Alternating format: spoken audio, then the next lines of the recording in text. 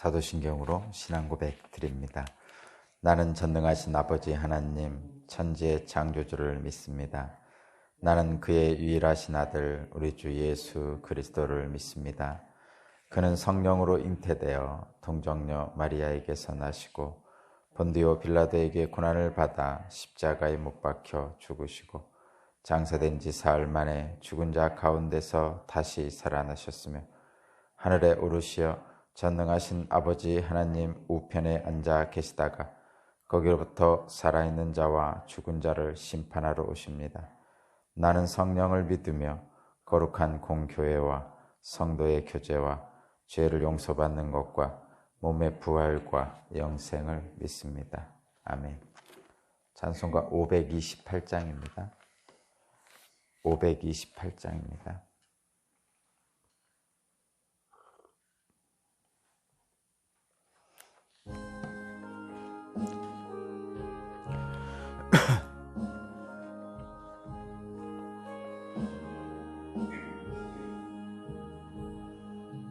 예수가 우리를 부르는 소리 금성 부드러워 문 앞에 나와서 사면을 보며 우리를 기다리네. 오라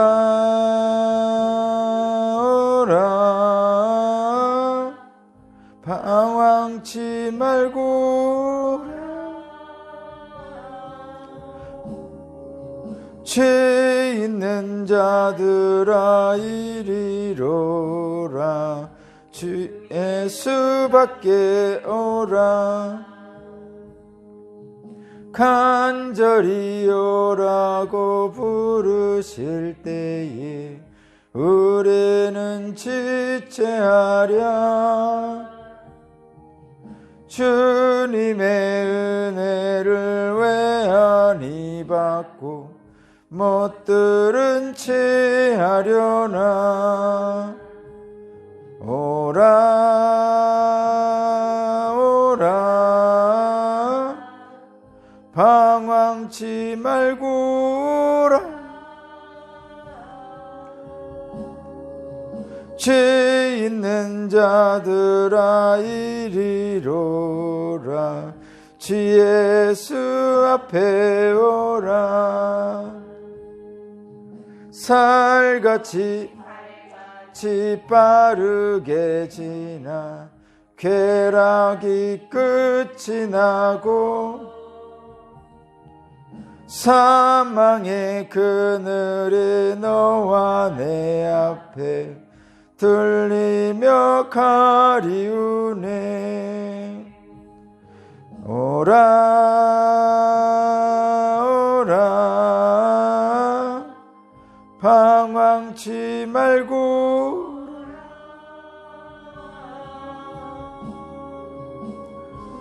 있는 자들아 이리로라 주 예수 앞에 오라. 우리를 위하여 예비해 두신 영원한 집이 있어 죄 많은 세상을 떠나게 될 때 영접해 주시겠네. 오라 오라 방황치 말고 죄 있는 자들아 이리로라 주 예수 앞에 오라. 아멘.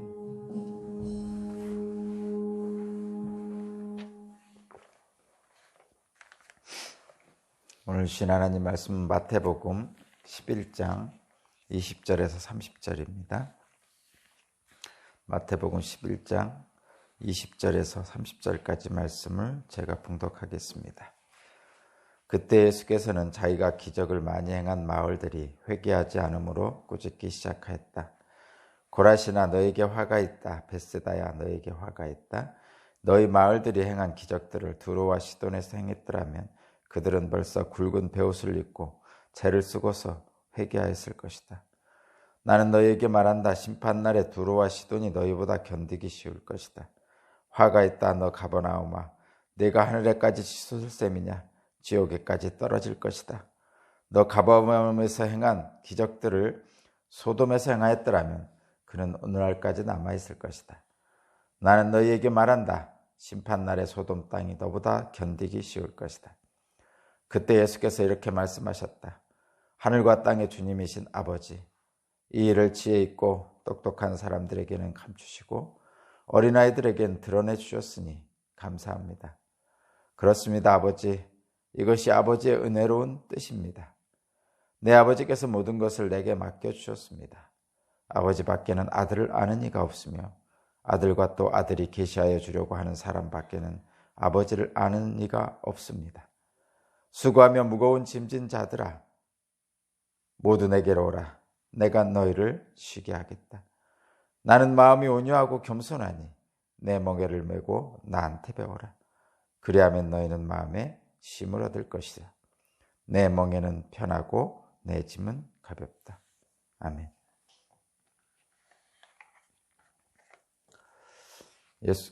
오늘 말씀의 제목은 예수님의 길은 편하고 가볍습니다.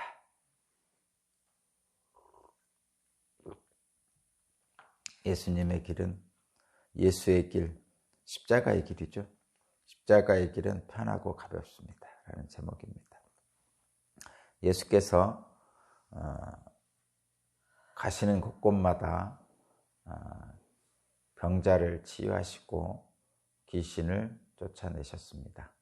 그리고 병자에는 병을 고침으로써 사람다운 삶을 살게 하셨고 귀신을 쫓아냄으로써 사람다운 삶을 살게 하셨습니다. 그렇게 하심으로써 하나님 나라가 이루어지고 있다는 것을 선포하신 것이죠. 병을 낫게 하는 것, 귀신을 쫓아내는 것, 사람들을 사람다운 삶을 살게 하는 것, 그것이 바로 구약 성경에 예언되어 있던 예수의 나라, 하나님 나라, 구원받은 세상을 드러내는 것이었습니다. 그럼에도 불구하고 갈릴리에 있는 많은 도시들이 예수님을 영접하지 않았습니다. 대표적인 데가 고라신이라는 데고 벳세다라는 지역이고 가버나움이라는 지역입니다. 이 고라신, 벳세다, 가버나움은 그 갈릴리 바다 서쪽 지역인 베드로 장모가 있는 가버나움 그 주변에 있는 도시들입니다. 이 도시들은 예수님이 그곳에서 엄청나게 많은 기적을 행했죠. 이스라엘 전체 땅에서 행한 것 중에 거의 전부를, 성경을 보면 거의 전부를 다 그곳에서 행했습니다. 실제로 예루살렘이라는 도시에서 행한 것은 아주 작은 몇 가지밖에 없습니다. 그렇게 예수님이 그곳에서 오랫동안 사역하셨고 그런 하나님의 나라가 이루어지는 예수님의 활동들을 생생히 보았음에도 불구하고 그런 예수님을 직접 만나고 기적을 체험하는 특권을 누렸음에도 불구하고 그들은 교만했습니다. 말씀이 가까이 있고 하나님 나라의 놀라운 역사를 직접 목격하고도 교만하여서 예수님으로부터 이런 책망을 받고 있습니다. 소돔과 고모라보다도 못하다, 이런 책망을 받고 있는 거죠. 성경 말씀에 이런 말씀이 있죠. 먼저 된 자가 나중되고 나중된 자가 먼저 된다는 말씀이 있습니다. 실제로 그런 예가 있죠. 이스라엘이라는 나라는, 히브리 민족은 하나님께서 그들을 제사장 나라로 삼아 주셨습니다. 그런 제사장 나라의 특권을 가지고 또 그 특권을 누렸지만 그들의 잘못된 선민의식으로 예수님을 알아보지 못했습니다. 그리고 예수님을 십자가에 달아 죽었습니다. 지금 저와 여러분도 마찬가지입니다. 내가 지금 목사로, 사모로, 장로로, 권사로 20년, 30년, 40년 주님의 말씀을 곁에서 보고 듣고 그렇게 특권을 누렸음에도 불구하고 교만하다면 더 이상 은혜를 체험하지 못하게 될 것입니다. 그것이 오늘 말씀에 경고를 주시는 예수님의 뜻입니다. 그러면 어떻게 하면 이스라엘 민족처럼 나중된다처럼 이 고라신과 벳세다와 가버나움처럼 교만하지 않을 수 있을까? 그것이 저와 여러분들의 사실은 과제고 숙제입니다. 어떻게 하면 교만하지 않고 은혜를 계속 누릴 수 있습니까? 그 해답이 25절부터 27절까지 우리에게 주어지고 있습니다. 제가 한번 읽어보겠습니다. 25절, 27절입니다.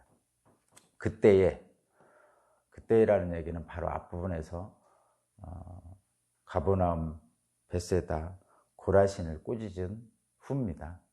그러면서 이 말씀을 하셨습니다. 예수께서 이렇게 말씀하셨다. 하늘과 땅의 주님이신 아버지, 이 일을 지혜롭고 똑똑한 사람들에게는 감추시고 어린아이들에게는 드러내 주셨으니 감사합니다. 그렇습니다, 아버지. 이것이 아버지의 은혜로운 뜻입니다. 내 아버지께서 모든 것을 내게 맡겨주셨습니다.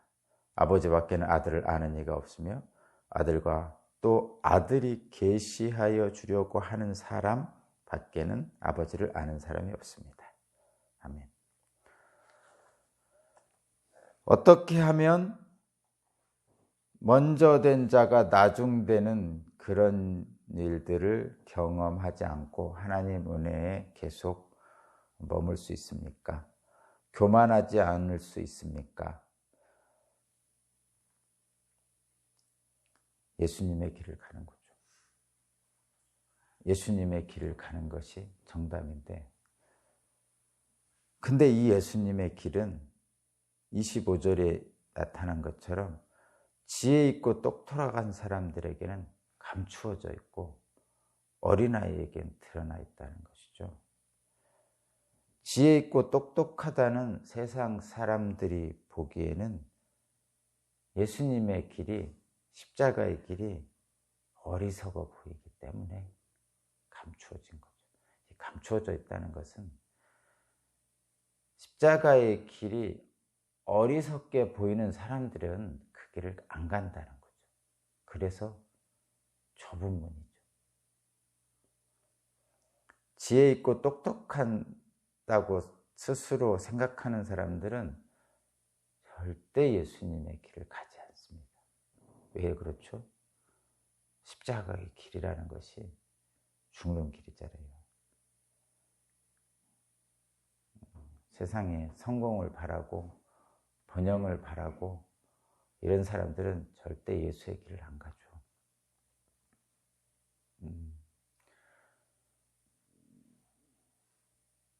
예수를 믿으면 복을 받는데, 그런데 그 복이 세상적인 성공이야. 그러면 그건 마귀가 주는 겁니다. 내가 예수를 믿어서 병이 낫고 귀신을 쫓아내서 하나님이 주신 사람다운 삶을 살 거야. 이러면 그것은 구원의 길인데, 내가 예수를 믿어서 병 나서서 다른 사람들보다 폼나게 살 거야. 그러면 마귀가 주는 거죠. 예수를 믿어서 돈 많이 벌고, 예수를 믿어서 높은 지위에 올라가고 1000년 동안 왕노릇 할 거야. 그거 마귀가 주는 거죠. 예수를 믿어서 예수의 온유하고 겸손한 마음을 배워서 심지어는 원수까지 사랑하는 그런 삶을 살 거야. 예수님의 길입니다. 우리나라 기독교의 문제는 너무 성공, 번영, 예수를 믿으면 복 받는다 하는데 자식이 잘 되고 사업체가 잘 되고 성공하여 지위가 올라가고 이런 것을 예수님께 구하면 결국은 지혜 있고 똑똑한 사람들이 가는 길로 가는 것이죠. 그 길은 넓은 길이죠. 예수님은 고라신과 벳세다와 가버나움을 그렇게 보고 있는 겁니다. 결국은 예수님을 죽이는 거죠. 이 사람들은 절대로 십자가의 길 안 갑니다. 예수를 믿는다고 교회는 와 있지만 절대로 십자가의 길 안 갑니다. 제가 늘 말씀드렸죠. 교회까지는 딱 와서 교회로 들어와서 예배는 드리는데 십자가를 딱 쳐다보는 순간 십자가가 사형틀이잖아요. 딱 뒤돌아섭니다.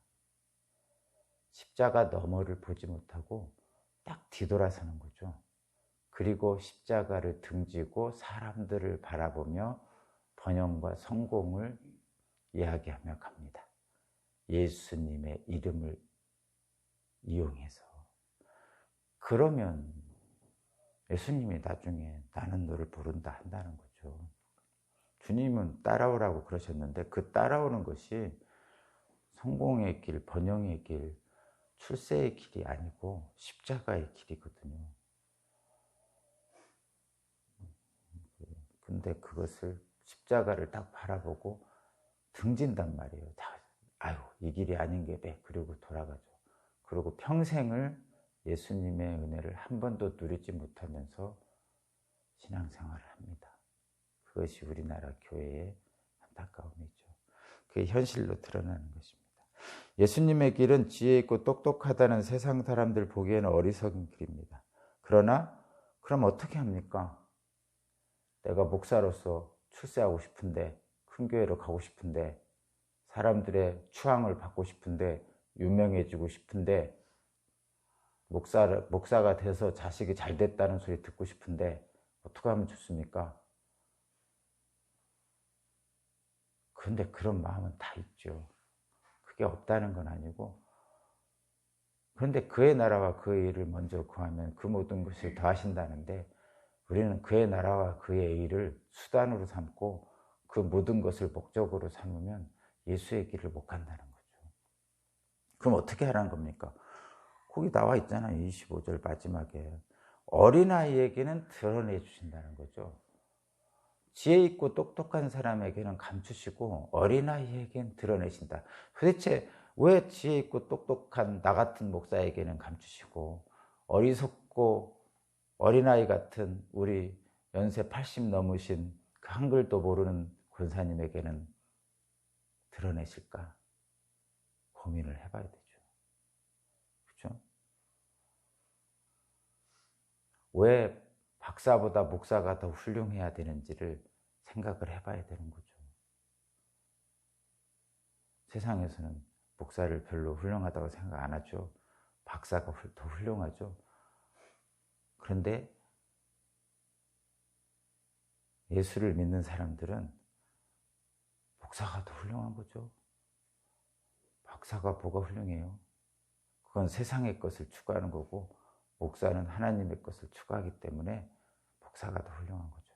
이렇게 얘기하니까 왜 목사님만 얘기합니까? 물론 목사님만 얘기하는 거 아니죠. 하나님의 길을 가고자 하는 사람들을 다 얘기하는 겁니다. 한글도 모르고 그저 어린아이처럼 주님을 찾는 80 넘으신 시골의 할머니가 가장 하나님 앞에 다가가 있는 사람들입니다. 26절에 그렇게 말씀하고 있죠. 그렇습니다, 아버지. 이것이 아버지의 은혜로운 뜻입니다. 아버지의 은혜로운 뜻입니다. 왜 그것이 은혜입니까? 세상은 지혜롭고 똑똑한 자들이 성공하는 세상이죠. 그런데 어린아이 같이 세상에서 똑똑하지 않고 어리석어 보이는 그런 시골의 할머니에게도 하나님의 은혜가 미치기 때문에 그게 해서 은혜로운 거죠. 그게 은혜의 하나님입니다. 때가 묻지 않은 순결한 어린아이처럼 가는 거죠. 그러니까 이 어린아이 같다는 얘기는 순결한 겁니다. 세상에 때가 안 묻었다는 뜻이에요. 물론 어린아이가 여러 가지로 생각할 수 있죠. 어린아이들 사탕 주면 참지 못하고 먹잖아요. 그런 걸 얘기하는 게 아니고 세상 때가 묻지 않은 순결함을 얘기하는 겁니다. 엊그제 우리 예지 봤잖아요. 우리가 그 어린아이한테 예쁨을 느끼고 마음이 가고 그런 것은 그 어린아이의 순결함 때문이죠. 어린아이도 욕심 많아요. 어떻게든지 먹으려고 심지어는 주변에 떨어져 있는 동전도 입에 집어넣고 합니다. 그런 걸 얘기하는, 그런 걸 말하는 게 아니라 모르는 무지를 얘기하는 게 아니라 순결한 거죠. 우리는 어린아이들 보면 순결함을 느끼잖아요. 때가 묻지 않은 순결한 어린아이처럼 지혜 있고 똑똑하다는 세상 사람들이 아니라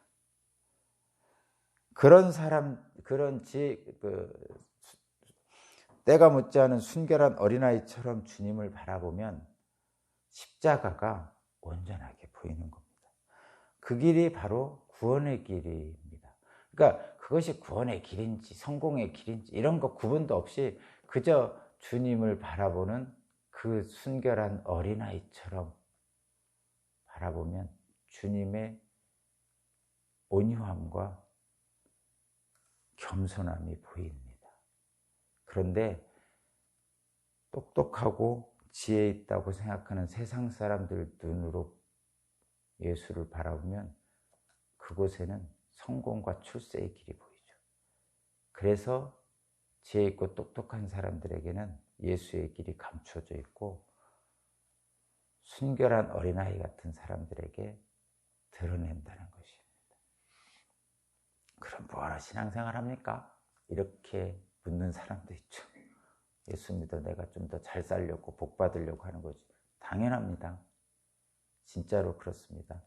그러나 지혜 있고 똑똑한 사람들처럼 예수를 믿으면 절대 복을 못 받습니다, 여러분. 그것이 성경에 나와 있는 것이죠. 신앙생활의 최종 목적은 복받아 사는 거죠. 근데 그 복받아 사는 것의 핵심이 저와 여러분들이 늘 말하는 구원받은 삶입니다. 신앙생활의 최종 목적은 구원입니다. 그런데 신앙생활의 그 구원으로 향하는 길로 가는 신앙생활의 목표는 영적 성장입니다. 영적 성장. 영적 성장이 뭔지 아시죠? 어린아이 같은 신앙생활을 계속하는 것이 아니라 장성한 분량까지 성장하는 거죠.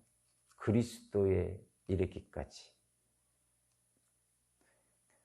신앙생활의 목표는 영적 성장이죠. 그 영적 성장은 어떤 걸 얘기하냐면 40일 금식하는 걸, 기도를 유창하게 하는 것,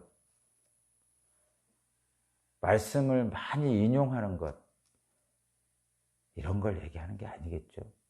영적 성장이 내가 하나님을 잘 믿었더니 부자가 됐더라, 회사가 잘 됐더라, 사업장이 잘 됐더라, 이런 걸 얘기하는 게 아니겠죠. 여러분 다 아시죠? 영적 성장은 성공이라는 세상의 삶을 사는 게 아닙니다.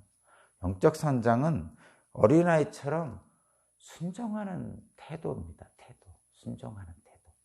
어린아이처럼. 여기 영적 성장한 사람에게 어린아이에겐 드러낸다고 그러잖아요. 어린아이한테 드러낸다는 것은 어린아이 같은 사람이 영적 성장을 한 거죠.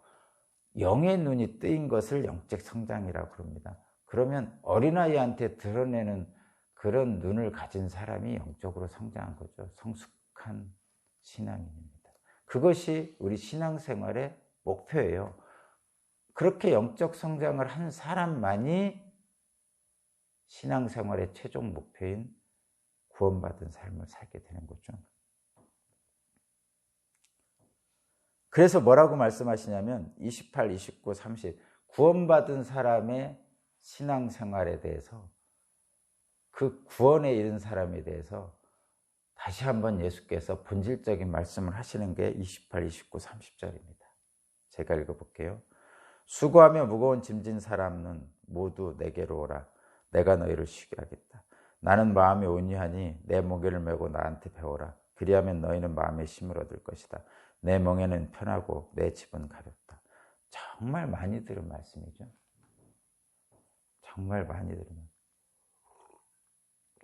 그런데 이 말씀 중에 첫 번째 말씀이 교회에 많이 붙어 있어요. 교회 건물 쪽에 뭐라고 붙어 있냐면 수고하고 무거운 짐진 사람은 모두 내게로 오라. 내가 너희를 쉬게 하겠다.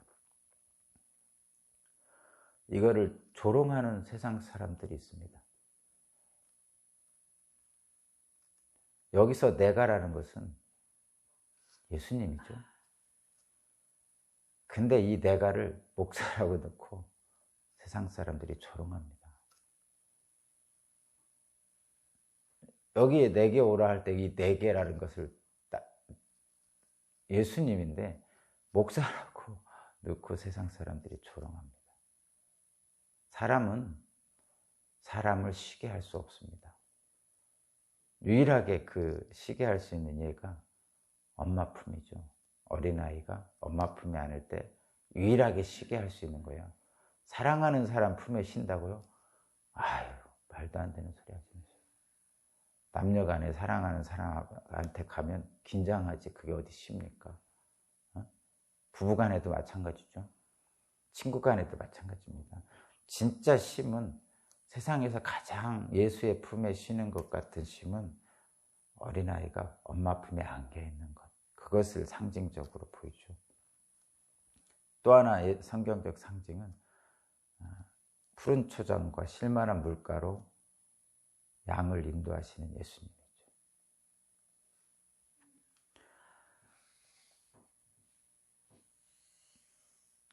이렇게 말씀하시는 거예요. 거기 보세요.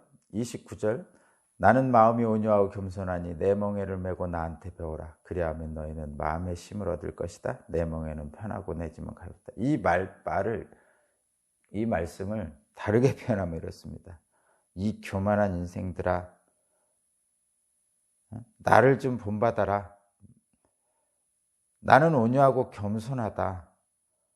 나의 온유와 겸손을 배워라. 그리하면 너희가 마음의 쉼을 얻을 것이다. 이 교만한 인생들아, 그 길은, 십자가의 길은, 나 예수의 길은 그건 짐이 아니다. 편하고 가볍다. 나 예수의 길, 십자가의 길은 좁은 길이 아니다. 넓은 길이다. 이렇게 말씀하고 계신 것이죠.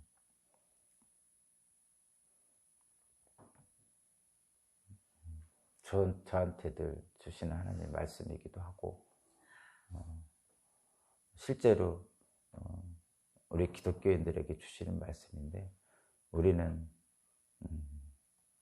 지혜롭고 똑똑하다고 스스로 생각하는 이스라엘 백성들처럼 또는 가버나움, 고라신, 벳세다처럼 다른 것을 보고 있어요.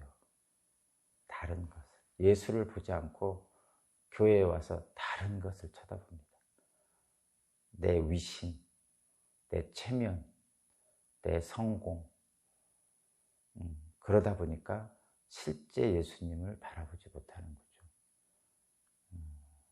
그것이 지금 예수님의 질책입니다. 고라신, 벳세다, 가버나움을 통해서 너희들이 소돔과 고모라보다 나을 줄 아느냐라고 말씀하시는 거죠. 저도 그렇고 여러분도 그렇고 이 경고의 말씀을 잘 받으셔서 예수의 겸손과 온유를 함께 따르는, 그래서 구원의 길로 갈 수 있는 저와 여러분 되기 바랍니다. 하나님 감사합니다. 형언할 수 없는 주님의 은혜를 받아들였음에도 불구하고 늘 다른 것을 바라보기에 주님의 십자가의 길이 짐처럼 무겁게만 느껴집니다. 하나님 말씀을 온전하게 받지 못하도록 방해하는 나의 교만, 그것을 주님 떨쳐버리고 주님의 온유와 겸손을 알게 하소서. 그리하여 진정한 온전한 심으로 나아갈 수 있기를 원합니다. 오늘 하루도 주님과 함께 하기를 원합니다. 도와주십시오, 주님. 예수 그리스도 이름으로 기도합니다.